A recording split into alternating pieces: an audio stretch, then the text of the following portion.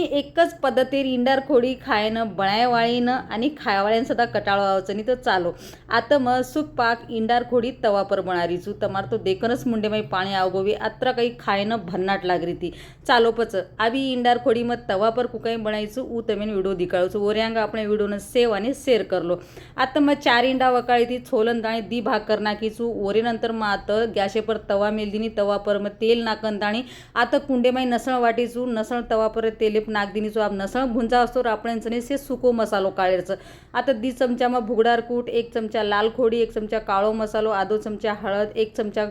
गरम मसाला 1 चमचा कांदा मसाला कलर आहे सर्व आता लाल खोडी आणि 1 चमचा टोपरे रोकूट इससे माल मसालो में आता प्लेटेम काढन दिकाळा दिनी जो जेता आपण नसण भुंजागी आब आपण उपरा इंडारी चिपे मेल देरचं आणि येनसनी आपण अल्टी पलटी करन आणि इंडान आचमाली भुंजलेरचं जेता आपण इंडा में एकदम कुरकुरीर पोळाईनी ओतण आपण इंडान भुंजलेरचं ओरे नंतर मग जरा जरा एपऱ्या सुद्धा खोडी मसालो नाक दिनी जो आपण हानू भी खादे तरी चालचं पण एमाई आपण आजी भरपूर मसालो नाकेरचं जना तो इंडार खोडी में खायने एक अलगच चवाईचं तो देख सको मग शे माल मसालो जरा जरा नाकंताणी आजी आपण ये माल मसाले में तेले सोबतच अल्टी पलटी कर लेरचं